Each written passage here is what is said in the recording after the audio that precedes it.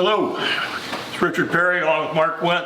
Lyle's on the camera again. We're back here in downtown Lovell to continue our rod making series here in the museum. Today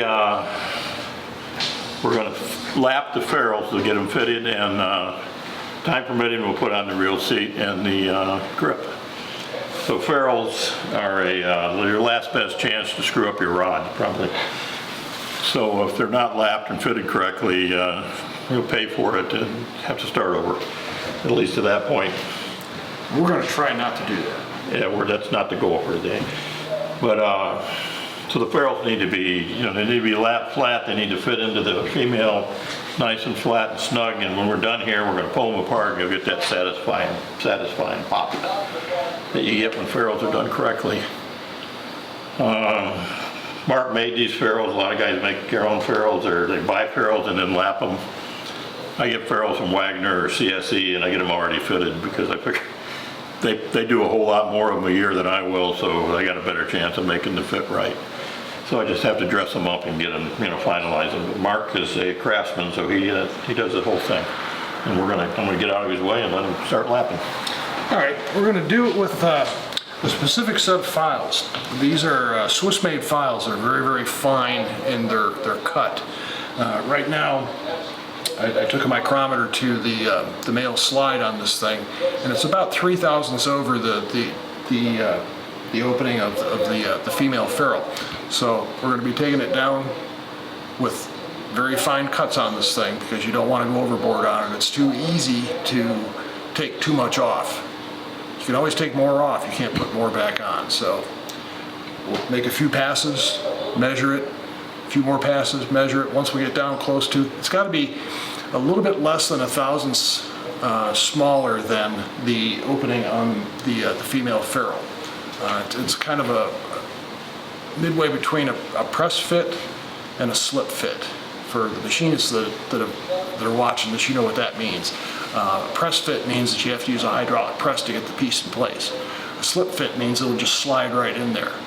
So we want a little bit more grip on this thing because we don't want the tip to come out of that ferrule while you're fishing. So it's got to have a little bit of grip in there. It's not really a grip, but I mean it's held in place by both ferrules being fitted just perfectly. So anyway, we'll get started here. Make a few passes with the file and then we'll measure it again.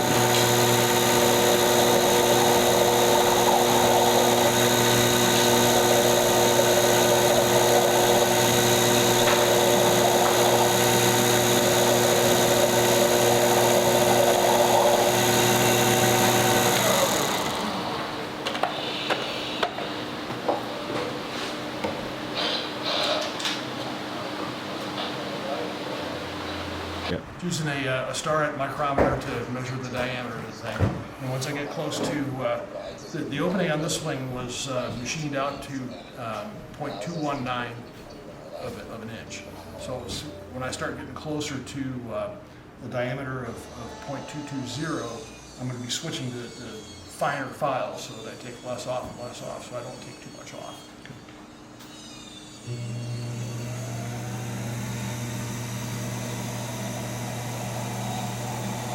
Well, while Mark's finishing fitting this and getting it just exactly the way he wants it, I'm going to hold this up. Because this rod is being raffled, and it'll be 18th of October at our fall upland hunting event. We'll hold a raffle that day, that night, that evening, and you can buy tickets on our, you don't have to be here, you can buy tickets on our webpage.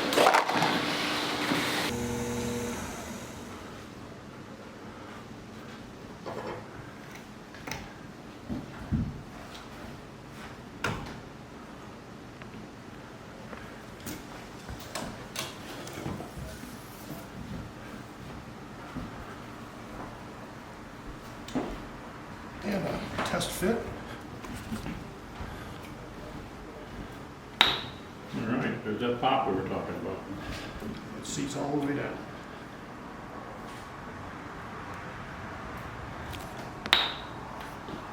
Now we're just the final test fit here. We want to make sure it goes in all the way, and then when you pull it back apart that it does pop again. So, and voila. And that's really all there is to lapping a ferrule. Like I said, you take just very, very little bites so that you make sure that you don't take too much off, because like I said earlier, you can take off, but you can't put back on. So the ferrules are fitted, and the next step is we're going to be fitting the grip and the reel seat.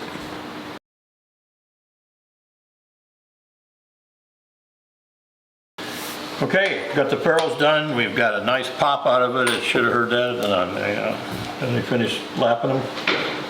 Now we're going to put on the reel seat and the grip. Well, we've got a nice reel seat here from Proof Fly Fishing down at Grand Rapids. They're available in a lot of places. This is a cork reel seat. You know, you can get them from Rec, and you know, if you buy the hardware, you can make the insert yourself if you have a lathe. It's not a overwhelming chore. If you can build a rod, you can make a reel seat. We have these gizmos. They're for lining up the rod after it's been spliced or spined. And Mark will tell you about spining before we get done here. But there's one of these. This one is available. I got through Tom Morgan. And this is one my friend Dave Triesenberg made for me a few years ago. He was a reel maker and a machinist and a lot of other stuff. He lived here in Lovell, but he's down in Rio Rancho, New Mexico now. But he does still make a real ferrule squeezer that works really well. You know, squeezing ferrules is not the greatest idea in the world, but this device does it successfully most of the time. So I guess that's where we're at. Mark will do the splining and glue this stuff up for us. All right, and we do something called splining. There's always a spline in the rod that's a little bit stronger than the other, and you want to mount the guides and stuff so that it's on that spline. So the easiest way to do that, we go like this. We'll spin this rod, and when it kicks, right there, you can feel it. It's not easy to see.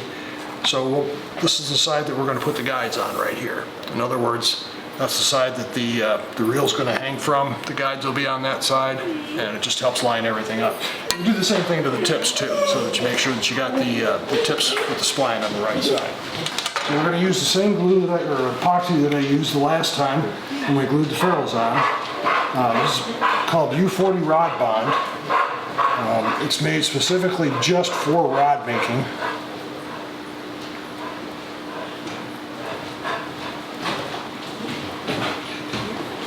And it's made so that it doesn't interact with the nickel silver or anything like that. It's a nice slow cure, so it gives you time to adjust things. But if you do need to get it apart for whatever reason, all it takes is just a little bit of heat. And you can pull ferrules off or reel seats or whatever. So now we're just going to slide this down, and that's the side that we want right there.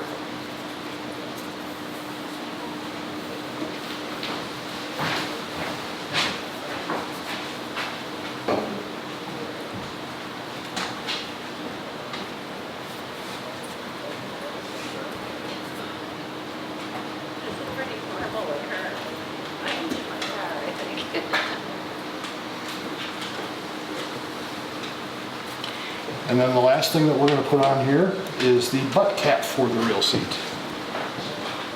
And that'll get epoxied in place also.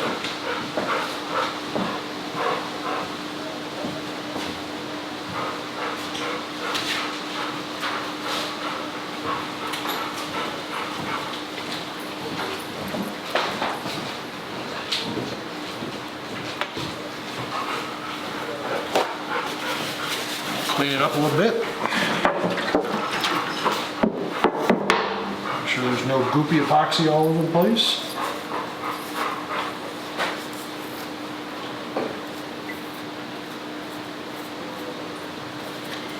And then ensure, and what makes it nice with the bamboo rods is you've got a flat to work on, so you can turn that down, and then all you've got to do is make your adjustments. Let's just line it up that way.